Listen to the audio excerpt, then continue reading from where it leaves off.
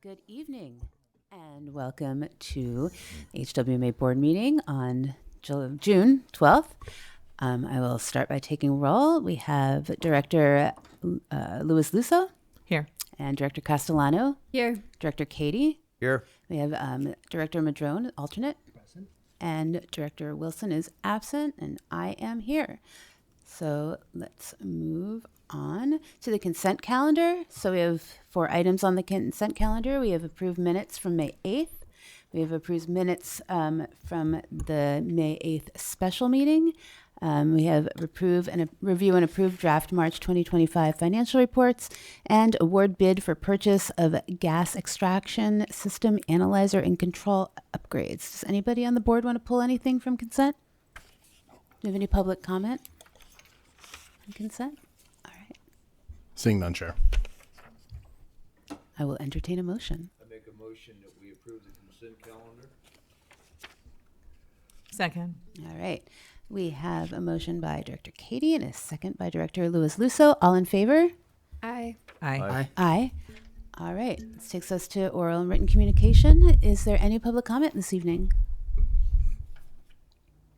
Anybody on Zoom? Seeing none, Chair, but one point of order. Supervisor Madrone is now our acting rep from the county, official as of last week. So Mr. Bushnell is no longer representing the county at HWMA's board, and we're more than happy to have Mr. Madrone back. Awesome. Well, welcome. Thank you, Director Kelman. And I will say, if I might, through the Please. chair, that I am the voting rep for the county at this point. And then Supervisor Supervisor Arroyo is the first alternate, and Supervisor Bone is our second alternate. So we're all lined up, ready to back you up. So. Well, it's great to have you. Thank you Thank so you. much. I always love the discussion that you bring to these meetings. I appreciate that. Yeah, I've missed it. It was a lively time when I was here last time, a lot of changes, and there's still plenty of challenges ahead of us. So. All right. Well, that brings us to item 4, which is to receive a presentation on the Cummings Road landfill. Can we get a staff report, please?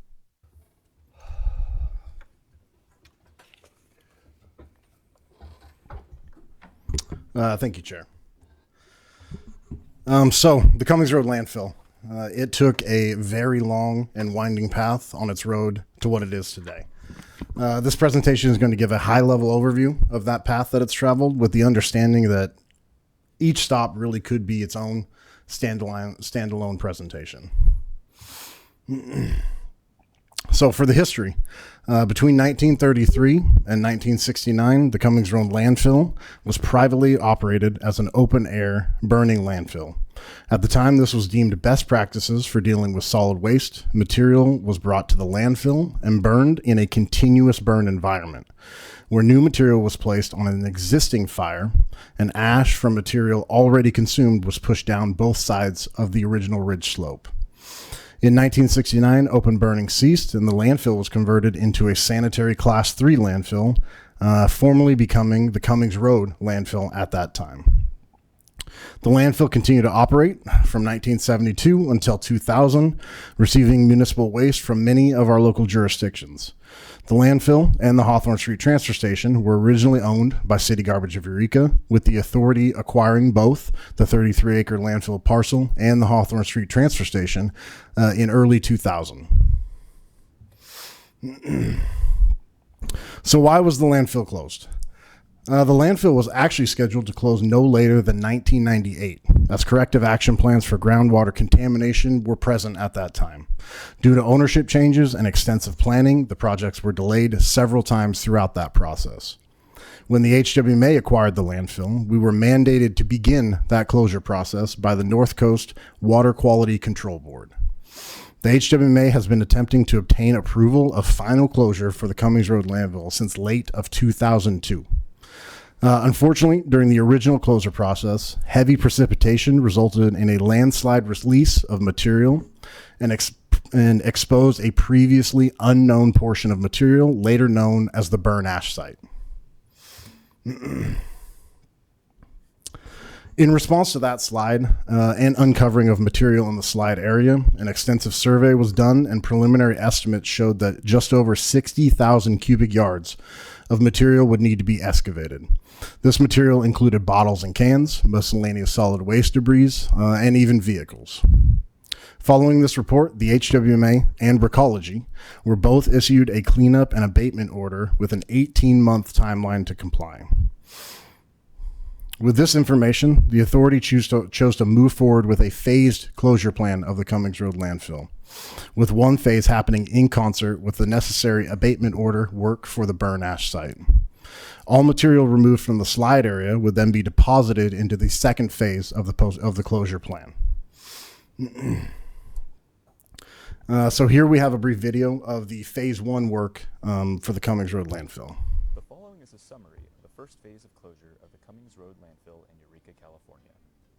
Construction activities included grading of nearly 190,000 cubic yards of soil, 23 acres of LLDPE geosynthetic cap, and installation of erosion control and stormwater conveyance. Clearing began in June for an effort to reshape the slopes to comply with Title 27 requirements. Shortly after initial grading efforts began, a large storm caused erosion of the prepared surface and saturated site soils. Water was a constant challenge on this project, including this instance where an old French drain was encountered.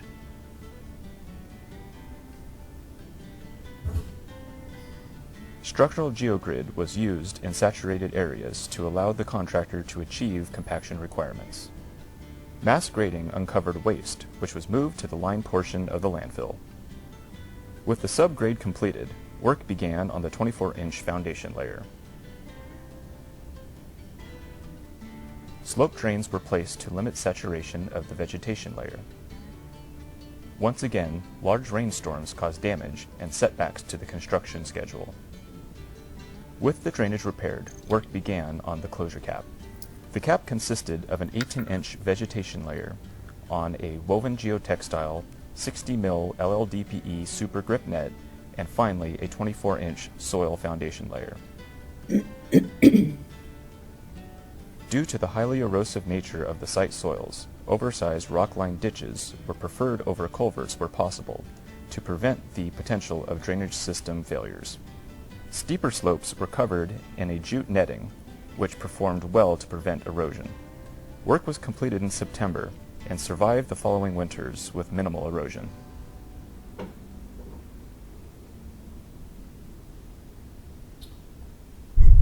So with the phase 1 completed in 2014, construction activities for the burn ash site began in June of that year. All told, there was a total of 91,000 tons, or 91,000 cubic yards of burn ash material deposited in the phase 2 closure area. Completion of erosion control and removal of all material from the burn ash site was completed by December of 2014. And with that, the completion of phase 1 and the burn ash cleanup completed, the HWMA began the phase 2 closure process.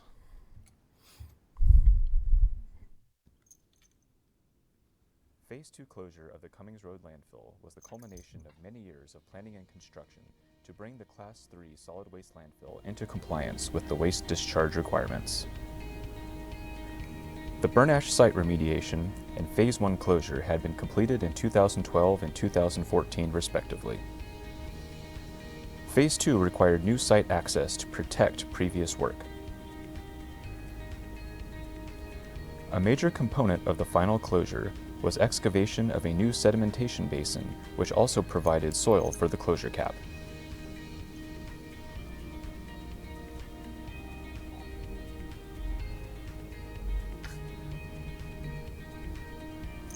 Unexpected settlement of the burn ash debris led to a regrading effort to ensure proper drainage.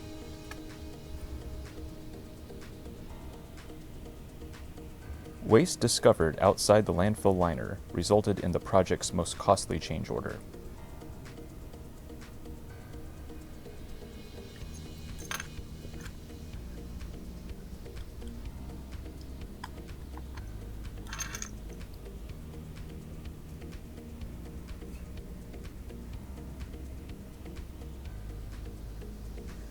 The closure cap installed in Phase 2 was the same as in Phase 1, an 18-inch vegetation layer, woven geotextile, 60 mil LLDPE super grip net, all over a 24-inch foundation layer.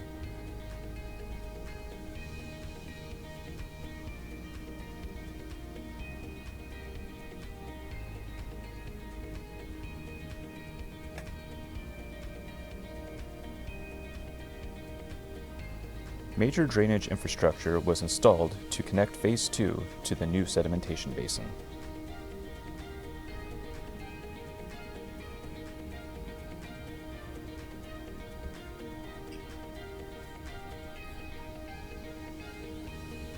The Phase 1 erosion control methods were very successful, so rockline ditches and jute netting were used in this phase as well.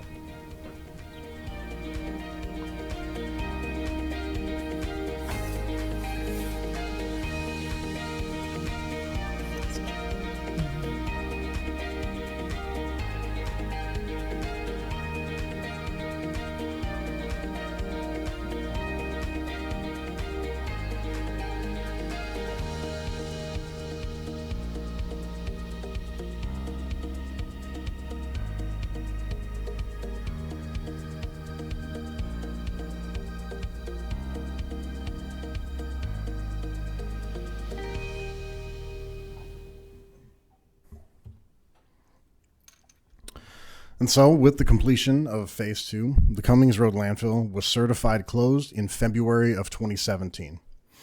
HMA staff is now tasked with the ongoing post-closure maintenance activities for 30 years. These activities include maintaining and operating the gas and leachate extraction systems to comply with necessary state regulations and a myriad of other vegetation upkeep and maintenance. And with that, staff would be more than happy to take any questions you have. All right, bring it to the board. Does anybody have any questions? Director Madrone? Not so much questions, but comments, I think. There certainly were a lot of lessons learned in this project, and very expensive lessons. And I really applaud the district for its work on really resolving everything out there at Cummings, and it is an ongoing thing and everything else. But for me, I keep thinking about, so what did we learn from this, and how do we apply that going forward? And as we know, for the last 10 years or more, there's been the, what do you call it? Reuse, repurpose, recycle. Is that something like that? Reuse, recycle, and stuff. And we're struggling with the recycling piece right now in the county because of our closure. But I know a lot of people up in McKinley were like, where's, we can't take anything anywhere, not even. But thank goodness Hambro came in. At least that handled, the CV. Yeah, the part that you get a little money back for. But the other parts are all still going to the garbage. And I know for us as a family, I mean, I think about myself, right, and my shopping habits. So the point of all this is, if we haven't learned anything about reducing our purchase of single-use items, we aren't really moving past what we learned from having this massive landfill with so much stuff. And I think really long term, that is still really needs to be a highlight for us as an agency of how do we educate, how do we put more responsibility on the producers of products, like we have at least the mattress program, right? But we talked, I remember when I was on this board, we talked a bit about, there's always been legislative talk about how do you put some sort of a return fee on so that producers take responsibility for all these single-use products and stuff that make up a mass amount of our waste. Our family, myself and my sweetheart, are down to 1 can per month. So many of us have 1 can per week, or a large bin per week, or more. And my daughter has 8 kids, so that's going to be a bigger can, right? But I just still think, digesters for our organic waste, and if Nordic comes, fish waste and green waste, how do we turn that into value-added products, moving forward? How do we educate and figure out how to do better as consumers? How do we put more pressure on producers? I still think all of those things are really important for us to keep at the forefront of our thinking. It's not happening tomorrow. but we can over the next 5-10 years or more really, I think, make serious progress in this. And it really comes back to myself individually and all of it. So I just wanted to share that thought about it. But kudos for what's been done there. That was really quite a mess. So thank you. Thank you, Chair. Yeah, I mean, as someone that joined this board in 2021, I really appreciate having some background into things that have happened before. It's always great to have some insight into, you know, what brought us to this moment. So I really appreciate that presentation. So thank you. Very impressive. And I really like the idea of educating the public and using that as a tool to enhance education that's already been introduced for us to be more responsible with our waste. Similarly, as my fellow board members have said, you know, I do think this project really shows the long-term relationship we have with our waste and the consequences around that, and that, you know, we can't just, there is no walking away from the things you've bought and consumed. You know, we have to actually be responsible for them and tend to them. And for some reason, I didn't realize that it was 2017 that I thought it was much earlier that the closure took. I was like, oh, that's like, we're still so close to the closure date. And to fellow board members, it is possible to go visit. It's still on my board member bucket list.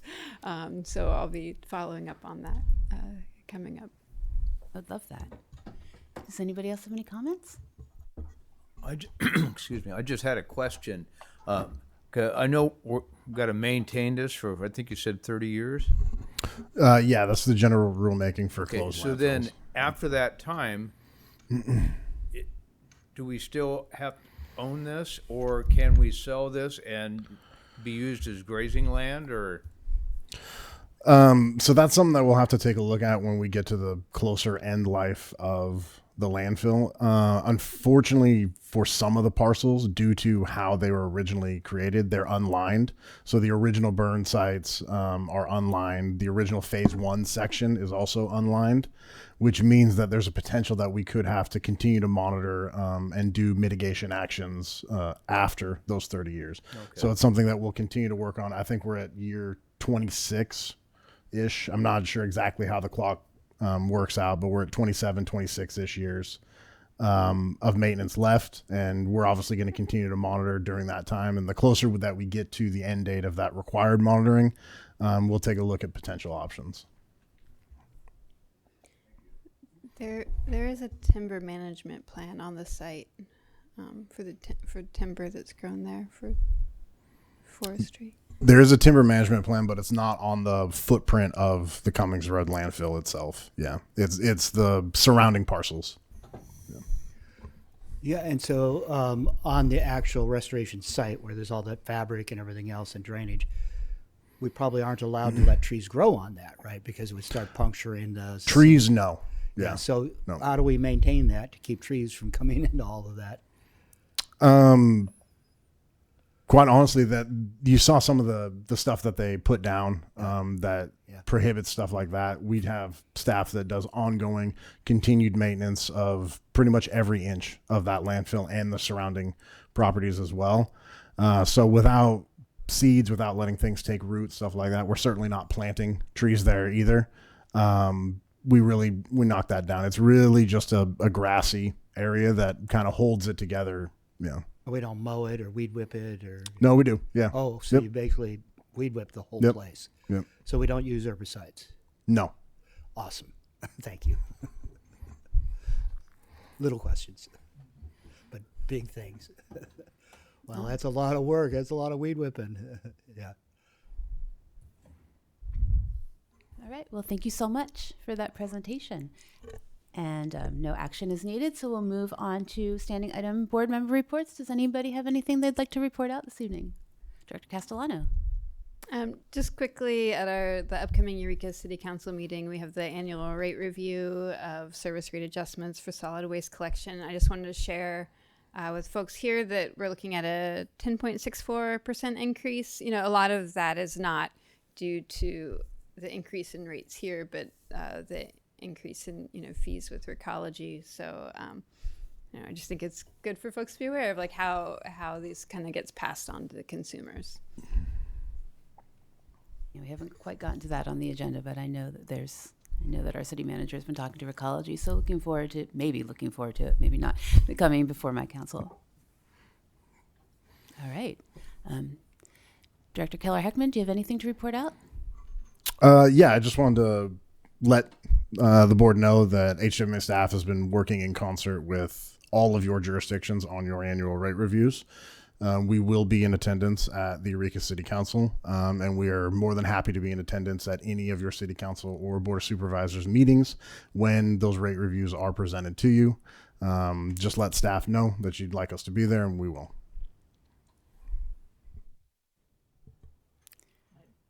Yeah. I believe that you are scheduled to attend our next city council meeting at the end of this month. I will reach out to your interim city manager, and I'll make sure that we get that ironed out. It's both Okay. of you. Yeah. Thank you. All right. If there's no other report outs from anybody, I will go ahead and adjourn. Thank you, everybody.